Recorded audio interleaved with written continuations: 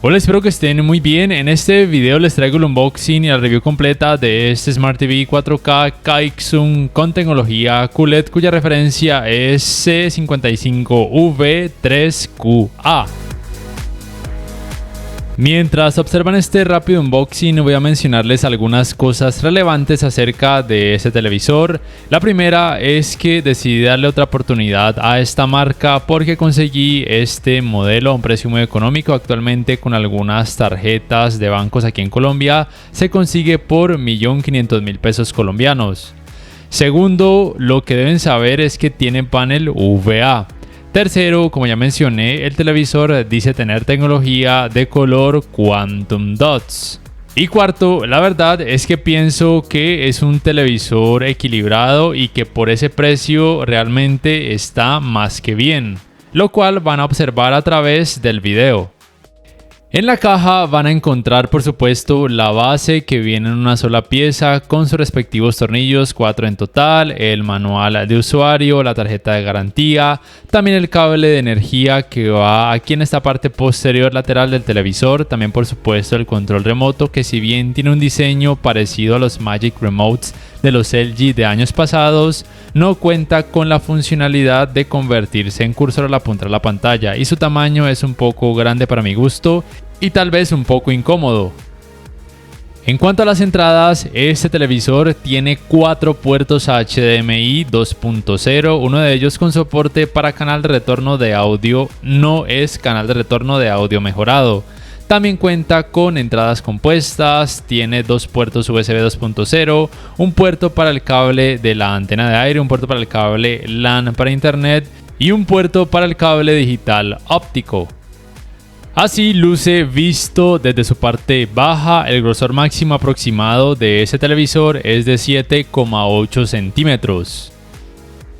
Así sería la instalación de su base central. Recuerden que viene en una sola pieza y que en el centro de la parte baja del televisor, como señalo, viene con 2 partes con 2 agujeros. Las hacen empatar de esta manera y luego proceden a colocar los tornillos, recuerden, 2 por cada lado. Y así luce visto desde su parte posterior. La distancia entre agujeros para ubicarlo en una base de pared es de 20 centímetros tanto en horizontal como en vertical. Y el ancho de la base es de aproximadamente 55,4 centímetros. Para este primer encendido simplemente voy a pasarlo de una forma rápida porque los pasos son muy fáciles de seguir. Lo más relevante que hay que mencionar es que el televisor reconoce red Wi-Fi tanto de 2,4 GHz como también de 5 GHz. Y al final de este primer encendido les va a pedir que sincronicen el control remoto con el televisor de esta manera, dejando oprimidos por algunos segundos el botón de atrás o back y la tecla de volumen abajo. Les recomiendo que lo intenten varias veces, a mí me tocó intentarlo 3 veces hasta que por fin se pudo sincronizar el control remoto con el televisor. Luego de esto les pide que introduzcan una contraseña de 4 dígitos, lo cual sí o sí deben hacer, no me dejó saltar este paso. Después escogen el modo inicio, ya que el modo tienda sería para fines comerciales, para exhibirlo en una tienda, y también les da la opción de activar desde acá el Chromecast, lo cual les recomiendo que hagan. Después les aparece este modo sintonizador, pero yo voy a saltar este paso porque no tengo conectada ninguna antena, y después aceptan estas condiciones de servicio y política de privacidad y ya pueden utilizar su Smart TV 4K Kaixun QLED. De acuerdo a la aplicación AIDA64, este televisor tiene un procesador ARM Cortex A53 de 4 núcleos, una GPU Mali G52 de 2 núcleos, una cantidad de memoria RAM de 2 GB y un espacio de almacenamiento aproximado de 4,1 GB, que no está nada mal. El sistema operativo de este televisor es Android TV, basado en Android 11. Lo que yo les puedo decir en cuanto a la fluidez a la hora de cargar aplicaciones como Netflix, YouTube, Amazon Prime, HBO Max y Disney Plus, que fue con las que hice estas pruebas, les puedo decir que está bien, o de hecho más que bien en comparación a televisores de otras marcas que tienen sistema operativo Android TV, o de hecho algunos que tienen Google TV como sistema operativo. Yo que soy tan exigente en esta área y que me molesta mucho un televisor que sea muy lento a la hora de navegar a través de su sistema operativo, puedo decir que este Kaixun no me disgustó. De hecho, me parece que está muy bien, que por el precio que tiene actualmente no se le puede pedir más en este apartado a este televisor. Como pueden notar, está abriendo de una forma relativamente rápida las aplicaciones, carga muy bien los videos. Tengan presente que la resolución de los videos muchas veces depende del plan que ustedes tengan contratado en alguna aplicación. Por ejemplo, en Netflix solamente el plan Premium les permite reproducir contenido en 4K con alto rango dinámico. Y también deben tener presente que esto puede depender de la velocidad de descarga de internet que tengan en sus hogares. Ahora bien, lo que no sé es si con el paso del tiempo suceda lo que ha sucedido con otros televisores que tienen Android TV como sistema operativo, y es que se tienden a ralentizar un poco. Esperemos que no. Yo creo que con algunos días de uso podría decirles ese aspecto. Con él apenas llevo 3 días y hasta ahora va muy bien. Voy a tenerlo por unas cuantas semanas y más adelante les contaré si se ralentiza o si la fluidez sigue bien, como están pudiendo notar. Obviamente no es increíblemente rápido, pero vuelvo y repito, por el precio que tiene no le pueden pedir más. Y por supuesto reconoce las tecnologías de alto rango dinámico con las que son compatibles los contenidos y videos, por supuesto, de cada una de las aplicaciones que decidan utilizar. Y por supuesto es compatible con el asistente de voz de Google, pero no es compatible con la función de manos libres. Es decir que para poderle darle comandos al televisor deben oprimir sí o sí el botón de micrófono del asistente de Google ubicado en el control remoto. Lo otro que quería decirles es que hasta ahora no he experimentado bugs o problemas en las aplicaciones con las que he probado este televisor. Solamente al principio la aplicación YouTube no me permitía ser abierta y lo que hice fue forzar la detención y ya se pudo abrir, y hasta ahora no ha presentado problemas ni YouTube ni ninguna otra aplicación con las que he realizado las pruebas hasta ahora con este Smart TV 4K. También deben saber que es compatible con la función de compartir pantalla, pero solamente pude regularlo a través de la aplicación Google Home en mi smartphone. Y como pueden notar, el nombre del televisor que viene de fábrica es AI Plus 4K, pero este nombre lo pueden cambiar en las configuraciones del televisor fácilmente por un nombre que ustedes quieran, para que a la hora de intentar esta función les aparezca ese nombre predeterminado y lo puedan ubicar de una forma mucho más fácil. Como tal, la transmisión de pantalla es buena, pero obviamente eso depende también de la velocidad de descarga de internet vía Wi-Fi que tengan en su hogar, porque tanto el televisor como el teléfono celular deben estar conectados a esta misma red Wi-Fi.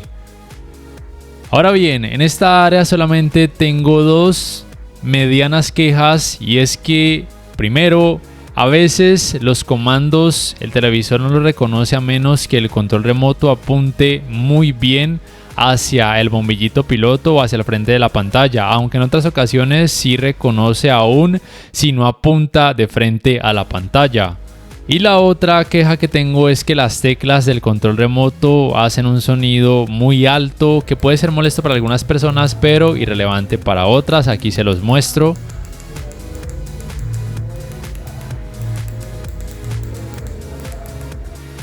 En cuanto a calidad gráfica, lo que les puedo decir es que el televisor cumple muy bien, bonitos colores, tiene una cantidad de brillo que me sorprendió, que de hecho es más alta, por ejemplo, en comparación al TCL C635, no está para nada mal. La experiencia de alto rango dinámico está más que bien. Recuerden que este televisor tiene un precio muy bajo. Hasta ahora he podido corroborar que cuenta con tecnología de alto rango dinámico HDR10. No estoy seguro si es compatible con HDR10+, pero de lo que sí estoy seguro es que no es compatible con la tecnología de alto rango dinámico Dolby Vision. Aún así, con el HDR10 es más que suficiente para la gran mayoría de usuarios. Y lo otro que quiero mencionar es que este televisor Kaixun con tecnología QLED, en comparación al otro televisor Kaixun que analicé en el canal que no tiene tecnología QLED, me parece que este, que sí cuenta con tecnología Quantum Dots, muestra una mejor combinación de colores porque no satura o no sobresatura unos colores más que otros. Es como si tuviera un mejor equilibrio en cuanto a la gama de colores a la cual es capaz de representar en cada escena, tanto en rango dinámico estándar como en alto rango dinámico. Y eso sucede tanto a la hora de reproducir contenido a través de aplicaciones de streaming cuando conectan, por ejemplo, un decodificador de señal digital a alguno de sus puertos HDMI. Lo otro que quería mencionar es que el alto rango dinámico en este televisor solamente se activa de forma automática cuando el televisor detecta que el contenido es compatible con alto rango dinámico y que de forma manual solamente se puede desactivar como les estoy mostrando. Pero repito, no se puede activar el alto rango dinámico, es decir que si por ejemplo reproducen un contenido que no cuenta de forma nativa con algún tipo de tecnología de alto rango dinámico, como por ejemplo en este caso un video de mi canal, como van a poder notar, el alto rango dinámico no se puede activar, para que tengan ese aspecto muy en cuenta. También me parece importante mencionar que este Smart TV en cuanto a uniformidad de colores grises no está para nada mal, si bien se puede percibir algo de efecto de pantalla sucia en los laterales de la pantalla. Lo bueno es que a la hora de ver contenido con más color, el efecto de pantalla sucia podría llegar a pasar prácticamente desapercibido. También, por supuesto, me parece muy importante mencionar lo que ya muchos saben acerca de los televisores con panel VA, y es que los ángulos de visión no son muy buenos. Por tal razón los colores pierden mucho volumen y lucen muy blanquecinos cuando su pantalla es observada desde un ángulo muy amplio. Otro aspecto muy importante que debo mencionar es por supuesto el rendimiento en escenas oscuras, especialmente cuando el contenido tiene alto rango dinámico, como por ejemplo esta escena de la serie La Casa del Dragón.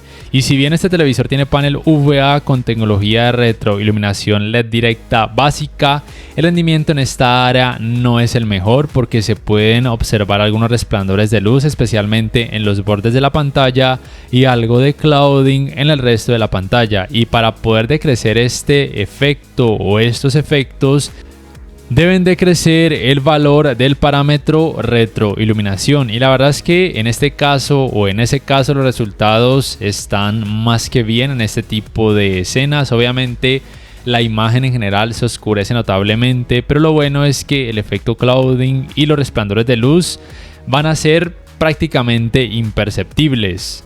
Pero si optan por dejar la cantidad de retroiluminación a su máxima capacidad, la ventaja es que los resplandores de luz y el efecto clouding son muchísimo menos notorios y mucho menos molestos en comparación a un televisor que tuviera panel ADS o IPS de gama baja. Por tal razón, en esta área considero que este televisor no está nada mal, si tengo en cuenta que otros televisores de otras marcas que muestran mucho efecto clouding, aún teniendo panel VA, ni siquiera dan esta opción de poder decrecer este efecto sin que la calidad gráfica en general se afecte tanto de forma negativa. Aunque obviamente si ustedes optan por decrecer el parámetro retroiluminación y después optan por ver un contenido con más color, simplemente ese contenido con más color sí que se va a ver muy afectado de forma negativa, por lo cual les recomiendo que tengan un modo de imagen, ya sea el modo de imagen estándar, por ejemplo, para ver contenido así con color y tener la retroiluminación a su máxima capacidad, y que escojan otro modo de imagen al cual le bajarían al parámetro de retroiluminación para ver contenido en escenas oscuras, para evitar al máximo el efecto clouding y los resplandores de luz. Para estos resultados en cuanto a escalado de imagen, utilizo el modo de imagen película con contenido en rango dinámico estándar, y lo que puedo decir aquí es que el trabajo de ese televisor no es tan bueno como televisores de gamas más altas, pero tampoco es terrible, es decir, no reproduce el contenido de baja resolución con tan buenos resultados como los mostraría un televisor que tenga, por ejemplo, un mejor procesador de imagen o una mejor GPU. Aún así, no es que haga un trabajo terrible, y si bien se pueden notar partes levemente pixeladas cuando el contenido tiene, por ejemplo, 720p o una menor resolución, aún así considero que los resultados pueden pasar como algo más que tolerable. Además, recuerden que ningún televisor 4K hasta la fecha, ni siquiera aquellos de gamas más altas, van a mostrar resultados en 4K cuando la resolución del contenido sea demasiado baja. Por favor, no se dejen engañar cuando les prometan ese aspecto. Y en cuanto al manejo de los reflejos, podría decirles que este televisor genera resultados más que aceptables, porque si bien tiene panel VGA, su cantidad de brillo no es tan baja en comparación a televisores que se consiguen por rangos de precios similares o de hecho por precios más altos. Para este apartado gaming realizo las pruebas con una consola Xbox Series X. Lo principal que deben saber es que aquí en entradas deben escoger Edit 2.0 o Edit automático, porque si escogen Edit 2.1 y si bien la consola en compenetración con el televisor les muestra que es compatible con los 120 Hz en 1080p, como les señalo en este momento, y que obviamente pues no es compatible con Dolby Vision, pero dice sí ser compatible con frecuencia de actualización variable, tengan presente que esto es falso. Cuando intento hacer ese cambio a los 120 Hz en 1080p, aun cuando lo hago directamente primero cambiando la frecuencia de actualización y luego intentando primero cambiando la resolución y luego intentar el cambio a los 120 Hz, no me lo permite, el televisor se queda así en pantalla negra, tengo que retroceder, intentar entonces cambiando primero la resolución a 1080p y después de esto intentar el cambio de la tasa de actualización a 120 Hz y no me lo permitió en ninguno de sus puertos HDMI. No sé si se trate de algún problema de mi unidad, no lo creo, porque algo similar sucedió con el otro televisor Kaixun que analicé hace unos meses atrás en el canal, que no tenía tecnología de retroiluminación QLED, que prometía ese tipo de cosas, pero nunca pude hacerlas funcionar porque creo que simplemente el televisor no es compatible, a pesar de que la consola muestre que sí. Es como si el televisor le diera órdenes a la consola de mostrar información errónea, o por lo menos eso pienso yo. Además, cuando escogen Edit 2.1 aún en 4K 60 Hz, van a observar esta línea horizontal en todo tipo de contenido. Lo ensayé con videojuegos, también abriendo aplicaciones como YouTube, Disney Plus o Netflix a través de la consola Xbox Series X, y siempre se observa esa línea vertical que es increíblemente molesta. Por tal razón, aquí les voy a mostrar en entradas hasta abajo en versión Edit HDMI. Lo que deben hacer es colocarlo en Edit automático o en Edit 2.0 y con eso simplemente ya ese problema se elimina. Vuelvo y repito, no estoy seguro si sea un problema solamente de mi unidad, lo cual dudo. Pero si ustedes, por ejemplo, lo ensayan en sus hogares colocando Edit 2.1 y no observan ese problema, por favor déjenoslo saber en la caja de comentarios. Aquí pueden notar entonces que con Edit automático o Edit 2.0 ya el televisor muestra lo que realmente es capaz, o mejor dicho, la consola muestra de lo que el televisor como tal es capaz. Los 60 Hz hasta 4K, no es compatible con los 120 Hz en ningún tipo de resolución y tampoco es compatible con la tecnología Dolby Vision. Lo otro que me parece muy importante mencionar es que los tiempos de input lag no parecen variar aún activando el modo juego o aún activando el modo automático de baja latencia que les muestro aquí en este momento. Yo realmente no tengo un dispositivo que me permita medir los tiempos de input lag, pero de acuerdo a lo que siento y a lo que ustedes pueden observar a través de este video, considero que no están para nada mal y que probablemente ese tiempo de input lag o tiempos de input lag ronden alrededor de los 15 milisegundos, que realmente no están para nada mal. Aunque obviamente un gamer que esté acostumbrado a jugar en un monitor que tenga un input lag de 1 milisegundo, sí que probablemente va a sentir ese cambio. Pero para una persona que no sea exigente y que quiera una pantalla más grande, con un precio relativamente económico, considero que este televisor en esta área, por lo menos en este aspecto de tiempo de retraso de entrada o input lag, no hace un mal trabajo, no genera malos resultados y que los resultados son prácticamente iguales con cada modo de imagen, como pueden percibir. Pero lo que sí pude notar es que la fluidez o el manejo del movimiento en esta área gaming no es el mejor. Sí que pude experimentar un leve efecto ghosting, no es algo increíblemente exagerado y tal vez para una persona que no sea exigente simplemente no sea algo molesto, pero vuelvo y repito, para un gamer que sí sea muy exigente, simplemente ese televisor lo va a decepcionar increíblemente. Y ese efecto ghosting, que aunque es leve, sí que lo pude percibir tanto en el GR5 pasado, como también en el FIFA 2022, como también en este Forza Horizon 5, como también en este videojuego Dead Space. No es algo brutalmente terrible, pero sí que se siente, y yo que no soy un gamer exigente sí que puedo notar ese aspecto. A mí por lo menos sí que me molestó un poquito, principalmente en este videojuego Dead Space, porque además de que tiene escenas oscuras, ese efecto ghosting sí que puede en este caso resultar algo molesto. Es decir, probablemente, y considero yo que no es algo molesto cuando el videojuego tiene más color, pero cuando tiene ese tipo de escenas oscuras sí que puede convertirse en algo por lo menos un poco distractor. Y en cuanto al manejo del movimiento, al ver contenido a través de aplicaciones de streaming o al conectar un decodificador de señal a alguno de sus puertos HDMI, debo decir que sí que percibí mucho efecto judder o de vibración, y el televisor no tiene ningún parámetro que ayude a decrecer este aspecto.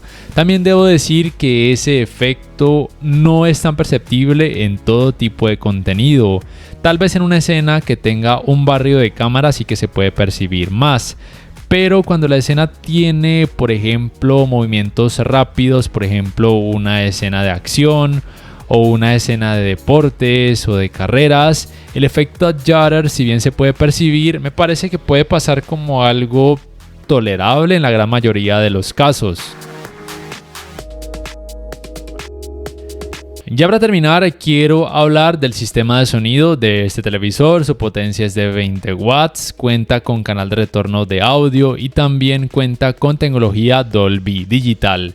En la práctica, lo que les puedo decir es que con algunos modos de imagen genera resultados más que aceptables, pero con otros modos de imagen genera resultados un poco enlatados o lo que uno conoce coloquialmente como voz de tarro. En unos segundos voy a dejarlos con una prueba de sonido para que más o menos se hagan una idea de cómo podría resultar en la vida real, que desde mi punto de vista es por lo menos aceptable. Y como resumen, simplemente debo decir que este televisor, como puntos negativos, tiene muy pocos. Vuelvo y se lo repito, el control remoto que no es el más cómodo, que a la hora de oprimir las teclas suena muy duro.